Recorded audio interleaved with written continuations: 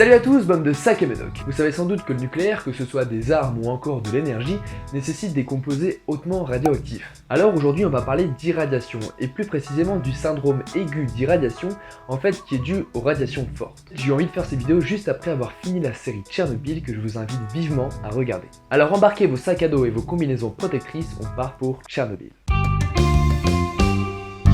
Dans une des précédentes vidéos que je vous mets là si vous ne l'avez pas vue, on avait vu qu'un atome qui emmagasine trop d'énergie va devenir instable et va donc émettre des particules pour redevenir stable. Dans le cas d'une centrale nucléaire, c'est un petit peu plus compliqué. En fait, on va appliquer le phénomène de fission nucléaire qui consiste à transformer un atome lourd en atome plus petit avec émission de neutrons. Ce flux de neutrons va alors traverser tout ce qu'il y a autour de lui à des vitesses phénoménales.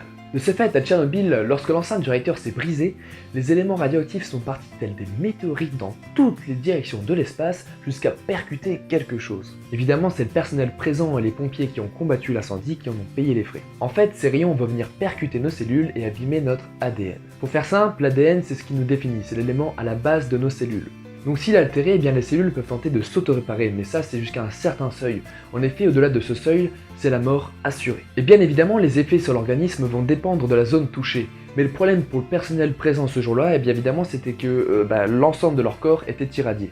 Mais alors, qu'est-ce que ça fait exactement? Alors je vous préviens juste, la suite est un petit peu gore. D'abord, les cellules vont commencer à mourir petit à petit dans les heures qui suivent. C'est d'abord la peau qui va être touchée, et notamment si un objet radioactif est directement en contact, ou si la peau est directement exposée par l'absence de protection ou de vêtements. De même, les cellules intestinales commencent à mourir, et cela va nuire à la cohésion qui existe au sein du tube digestif. Bref, les personnes touchées vont commencer à vomir, à avoir des nausées et des maux de tête. Tout ça va constituer la phase annonciatrice que l'on nomme prodromie. Normalement, si la situation le permet, les personnes là sont prises en charge extrêmement rapidement afin de panser les brûlures et de surveiller l'état de ces patients. C'est alors que survient une période de latence, les personnes semblent alors guéries, sorties d'affaires. Elles se sentent alors beaucoup mieux et sont prêtes à repartir dans leur vie de tous les jours, une fois leurs blessures totalement guéries. Seulement quelques jours plus tard, malgré la prise en charge médicale, ces personnes subissent alors d'atroces douleurs, à tel point que certaines s'évanouissent. La moelle osseuse qui assure le renouvellement des cellules du sang est alors au seuil de la mort sans que les patients ne s'en soient aperçus, et malheureusement il est déjà trop tard. C'est la troisième et dernière phase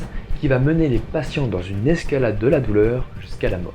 Les vaisseaux sanguins deviennent alors des passoires et le reste de la peau finit par brûler et par tomber à tel point que le visage est comme avalé, aspiré par les radiations. La moelle osseuse ne pouvant plus renouveler le stock de globules rouges ou de plaquettes, le sang se liquéfie et ces patients se mettent à saigner par de multiples orifices. Les diarrhées sont cataclysmiques, montrant le dernier souffle de ce qui reste des intestins. Et les patients décèdent alors dans les heures qui suivent dans des douleurs inimaginables. D'autant plus que les antidouleurs ne peuvent être administrés par voie veineuse puisqu'il n'en a plus. Alors, toute cette petite histoire concerne les radiations fortes, mais rassurez-vous, en France, le taux moyen d'irradiation annuel est de l'ordre de 3 à 4 millisieverts, dont 2 tiers qui va être naturel, alors que les personnes qui étaient présentes à Tchernobyl au moment des faits ont été irradiées aux alentours de 6 sieverts, c'est 2000 fois plus. En ce qui concerne les doses faibles ou insuffisamment fortes pour être mortelles, eh bien ça va muter l'ADN des cellules, ce qui va donner des cancers, mais aussi d'autres phénomènes comme la stérilité ou encore la cataracte.